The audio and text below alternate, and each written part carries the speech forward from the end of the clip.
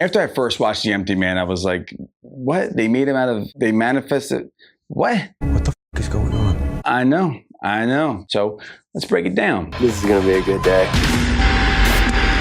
What's going on, everyone? My name is Joe and this is Different Take, and today we're going to be explaining some movies. Comment down below some of your interpretations of The Empty Man, because it's probably all going to be different. Now, if you're watching this video, you probably most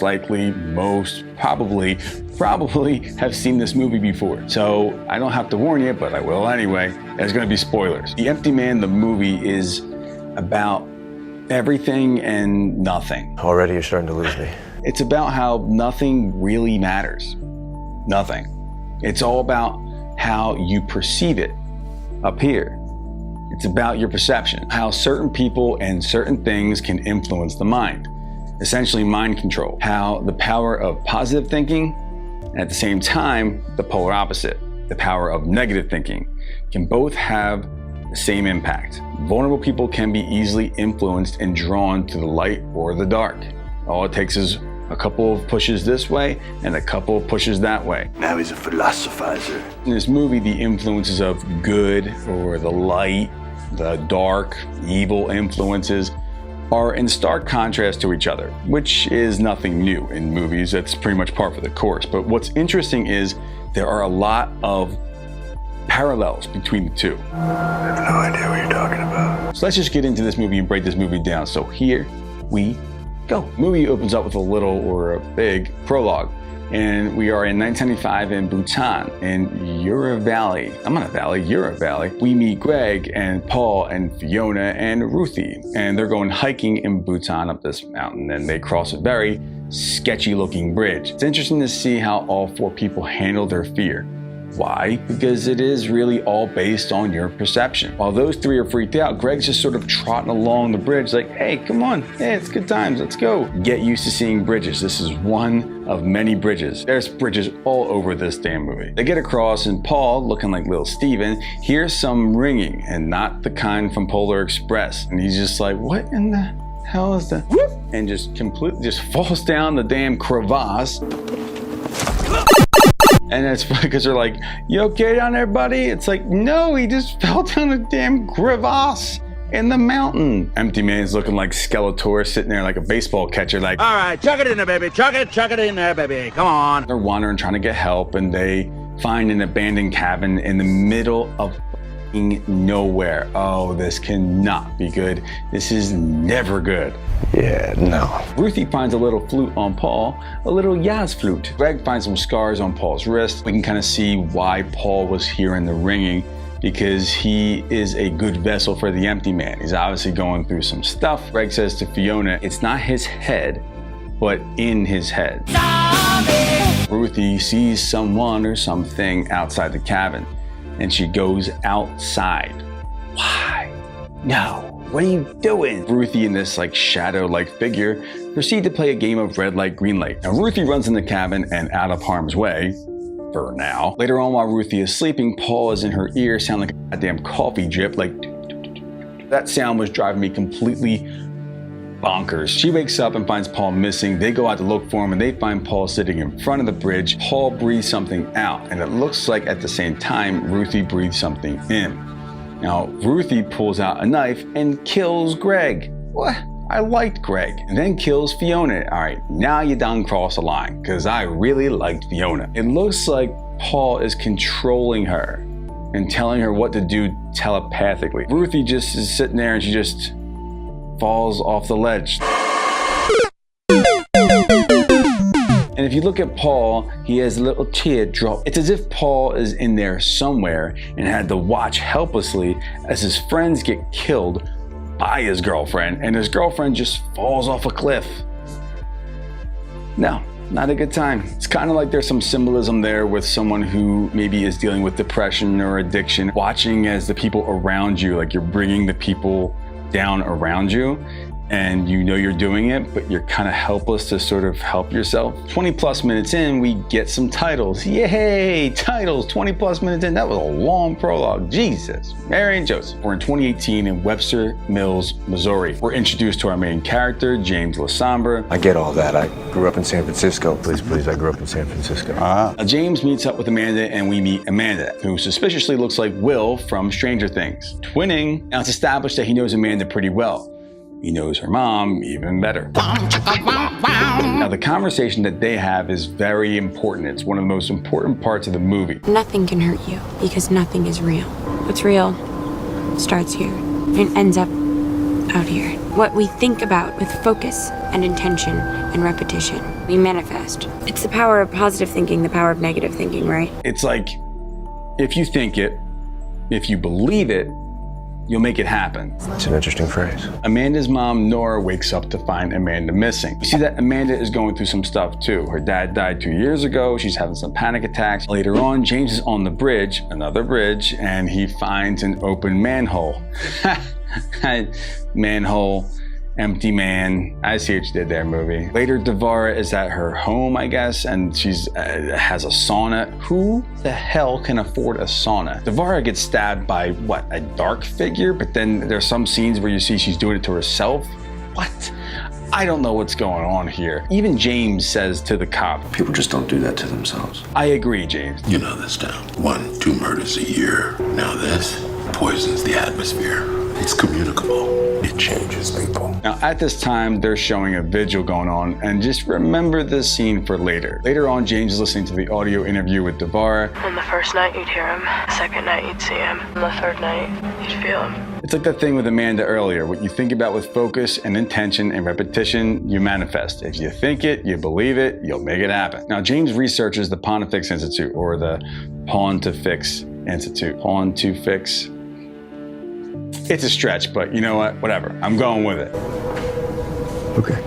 As he's looking at the Pontifex Society, he stumbles across the Topa formula. James tries to sleep, and he can't sleep. Wakes up, and just happens to be at 3 a.m. Always in movies that happens. Wake up at 3 a.m., something bad. If you wake up at 2 in the morning, it's, hey, he can't sleep.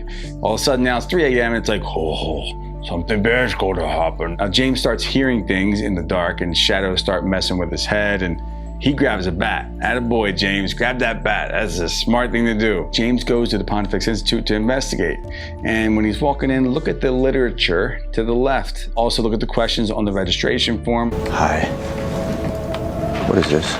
Based off of these questions, they can kind of tell if like you're an independent, critical thinker or a captive mind, which is an uncritical, imitative mind. Just make yourself comfortable. I'm sure you'll find the answers you're looking for. A lot of times this happens in this movie where a lot of vague things are being said or happening that can apply to multiple things. It can be thought of as very ominous. At the same time, it could apply to someone just walking in looking for help. Now we see this speaker slash preacher at Pontifex. It's like every vague religious support group jargon. It could apply to so many different people and so many different things. It's like he's saying a lot, but he's not really saying anything. Now, what the preacher slash speaker says to James is super important. We're each of us blind in our way. How people's perception can kind of blind them from the reality of situations. Distractions rob us of focus. Technology robs us of memory. Repetition robs us of comprehension. You know the child's game. If you say your name enough times, it becomes gibberish. Take Nietzsche's old line, if you stare into an abyss, it also stares into you. That has been rendered meaningless through repetition. So the question becomes, if profound meaning can be robbed of something by so simple a task as repetition, which is more fundamental, which is more true? Your name or the gibberish? That is the empty man. That's some good stuff right there. So if profound meaning can be robbed by repetition. No, my plan is for my plan to work. But you know what they say about the best laid plans, right? Said plan too many times. Word's lost all its meaning now. That also works the other way around. Repetition can give gibberish profound meaning. There's an invisible man living in the sky who watches everything you do every minute of every day. But he loves you. It's like we manifested a guy. I'm not real. I'm manifested. In this movie, they start to say that over and over and over and over again. You start to kind of go, did he really get manifested from just thought? You have to remember, no, it's gibberish. It's completely ridiculous. That doesn't make any sense. That's not happening. You say it so many times, you start to believe it. What is an abyss? And if you stare into it, why? What about it calls to you? If it stares into you, it stands to reason something in you must also be calling to it. Now, a couple things are happening here. He's explaining the complexity of Nietzsche's line. He's also getting James to question what is real and planting ideas in his head, so he's more receptive and open to the abyss and/or empty man calling out to him. He's planting these ideas in his head like, you're special, you're chosen, you must be special to the void for that darkness to be calling to you. Don't be afraid of it and whatever. It's like,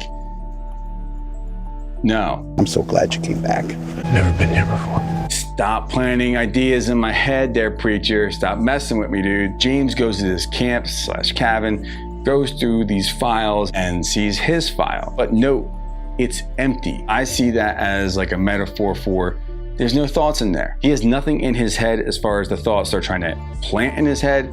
Nothing. You see this dark cult group just walking around this big fire thing. It's creepy as hell. But interestingly enough, it's also parallel to the vigil in the park. They're identical to each other. They're just going in different directions and they're all dressed differently. But they're essentially doing the same thing. Later on in the night, he's trying to sleep. He has nightmares. He wakes up at 3 a.m. again. Then gets attacked by some killer laundry. Next morning, he wakes up and he does not take his prescription. What is his prescription? Doxepin. What is Doxepin? It's an antidepressant and nerve pain medication. It can treat depression, anxiety, insomnia, and other sleep disorders. James has some sleep deprivation. He's not taking his meds now. Careful, James. You're opening yourself up, dude. James goes to the Pontifex Institute. James finds a binder. Now it has all the information. It's like all those thoughts and all those ideas that are being planted throughout the entire movie, they're up here. All the files are in the folder now. James is all freaking out now. He goes to the hospital. Maybe you could just tell me about that guy in that room. Maybe they were treating him experimentally and he took a turn. Took a turn for the worse. Maybe he took a turn for the better. There it is again. See, every time someone in this movie says something being bad or good, they almost always follow it up with the polar opposite. It's like it doesn't really matter.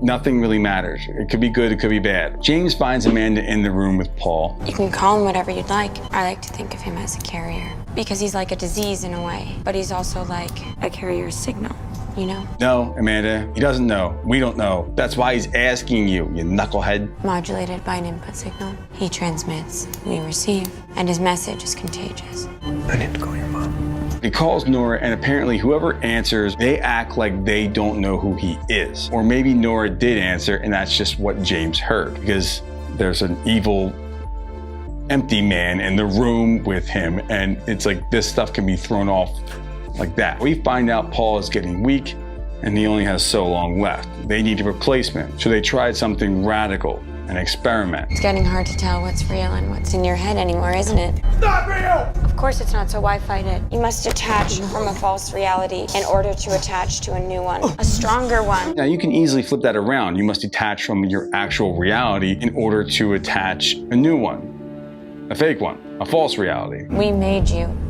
as a group. The signal can only penetrate through the cracks of sorrow, grief, and guilt, fear. That's what we were missing. That's why Paul was a carrier. That's why Amanda was tapping into it. And this is why James is a potential vessel. Nothing you do is in your control. You cannot make your own choices. You're not your own man. You're our man. Isn't that a relief, really? So just let go. Wouldn't it be easier? James, you gotta fight it, dude. Don't buy that bullshit she's selling you. But when he's not on his meds and he's sleep deprived and he's, depressed, he's like, who am I? Who am I? I don't know who I am. I'm James. James, get out of there. James really starts questioning his reality and who he really is, and he just completely lets go. Damn. He then starts seeing visions of like the conjuring session, and all of a sudden, Amanda is there. What? No, she wasn't. She wasn't there. He's seeing what the empty man wants him to see. James starts seeing visions of his memories and his house, which is now empty. But it's not real. It's not real, James. You let him in, dude. This is what happens. You let him in. He shoots Paul. Then he walks out to the doctors and the nursing staff. They all bow to him, I guess. They're a part of the society. Damn healthcare system at work right there. Ooh. roll credits. So what happened there? Was James really just manifested from thought and focus? Or was he just Jedi mind tricked because he was in a vulnerable state? Both. What? It is really all based on your perception. Whether it's positive, negative, in the middle, doesn't matter. How you view this movie is essentially what you get from it. I personally tend to go with the fact that he was manipulated, which means he was still technically manifested with thought and focus, but he was manifested up here, mentally. See, just like the society got James to question his reality and got him to believe that he is this manifested vessel, the director is getting the audience to question James's reality and believe that he really is this manifested vessel. So based on your perception, positive or negative, what you think about with focus and intention and repetition, you manifest. The power of positive thinking, the power of negative thinking. It works both ways. It is all based on your perception. If you like my explanation of The Empty Man, don't forget to like and subscribe. Follow me on social media for all channel updates in the in-between time. Thank you so much for watching, and I will see you in the next one. Peace, y'all. Thank you, Salim, and take it away.